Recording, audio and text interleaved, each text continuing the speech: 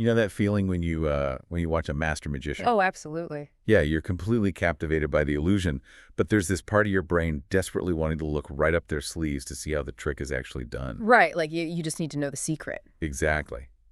Well, welcome to this deep dive. Today, we are taking a stack of your sources, ranging from, tech history articles to government acquisition guides, on a mission to uncover the smoke and mirrors behind iconic tech launches. Because we love the spectacle, but we craze the reality. We do.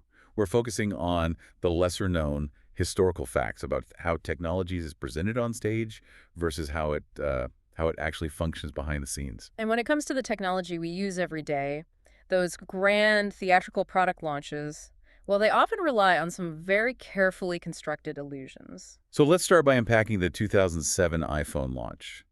I mean, Steve Jobs is up on that stage, seamlessly swiping through music, making calls, browsing the web. Looking completely effortless. Right. To the audience, it looked flawless. But the reality was quite different, wasn't it? It really was. Underneath all that polish, the prototype he was holding was a buggy, crashing mess. Wow.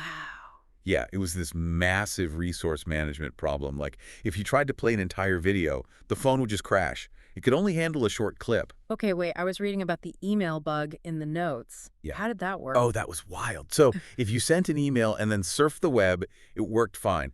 But if you reverse that order, like if you surfed the web first, It would crash. the memory saturated instantly and the phone just died on the spot. That is insane. Yeah. So to hide this, Jobs literally had a row of hidden iPhones on the stage, right? Exactly. He was secretly swapping them out while the others restarted. And what about the cell signal? I saw something about them manipulating the display. Was that actually hard-coded? It was. Yeah. The engineering team hard-coded the software so the screen would constantly display 5 bars of signal strength. No matter what the actual connection was. Right, regardless of the real signal.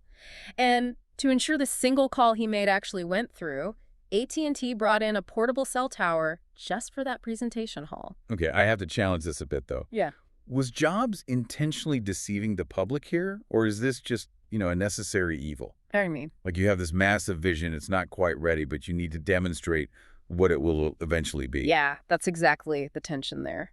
To pull off that vision without a very public failure, Apple engineers relied on what they called the golden path. The golden path. Right.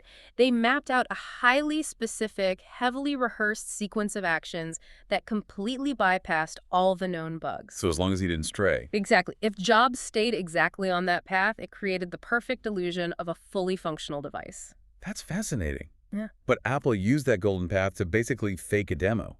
Yet that exact same concept actually morphed into a legitimate everyday tool for software engineers. It did. How does this stage trick for a user interface translate to building, like, back-end software? Well, just like Jobs had a narrow pre-tested path guaranteeing the phone wouldn't crash, modern developers at companies like Spotify are given a golden path of pre-approved code and infrastructure. Oh, I see. Yeah, if they stay on that paved road, their software is guaranteed to deploy without breaking. It completely removes decision fatigue. Okay, so there's a good version of it, but the deceptive version of the golden path is still very much alive today. Oh, heavily. Yeah, there's a government acquisition guide by Emmy Argy that specifically warns buyers about vendor tech demos. They actually cite Jobs' iPhone launch as proof that these demos are often just scripted theater. And honestly, this kind of theater has an incredibly long history. Like, consider the Mechanical Turk from the 19th century. The chess machine, right? Right. It was billed as this incredibly advanced, automated chess-playing machine that toured the world, stunning audiences. It even famously played Napoleon Bonaparte, didn't it? It did. But the catch? There was a human chess master squeezed inside a hidden cabinet operating the robotic arms the whole time. That is wild. And today, we see this exact same concept in modern AI. We call it human computation or ghost work. Right, where low-pay humans label data or perform tasks behind the scenes to make an algorithm look magical. Exactly. Which reminds me, I noticed in the sources a detail about Tesla's recent Optimus robot demo. It looked fully autonomous, like pouring drinks and interacting with people. Yeah, but it wasn't fully autonomous. There was a catch. Major catch. It was being remote controlled by humans standing nearby, and Google has done this too. Really?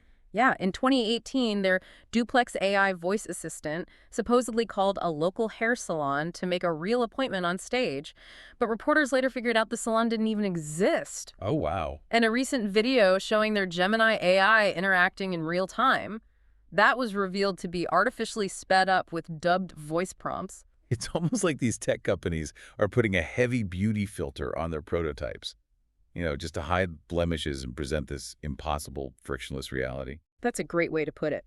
So the takeaway for you, listening to this deep dive, the next time you see a mind-blowing tech demo, actively look for that golden path. Yeah, ask yourself if there's a mechanical Turk hiding behind the curtain, pulling the levers. Definitely. There is a strange paradox to all this deception, though. What's that? Sometimes that extreme reality distortion actually forces real innovation into existence. Oh, like the screen on the original iPhone. Exactly. Up until just before the original iPhone launch, the screen was hard-coated plastic. But Jobs noticed it got scratched by his keys in his pocket. So he called Wendell Weeks, the CEO of Corning, and flat out told him his glass sucked.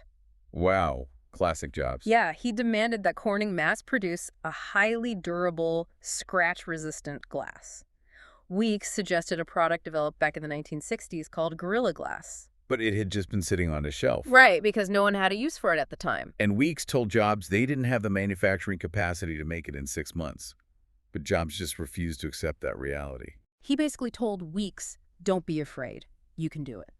And through sheer force of will and probably months of engineering terror, they overhauled their factories and shipped it just days before the phone went on sale. Which is incredible when you think about it. It really is. Yeah. And it leaves us with a pretty wild question to consider.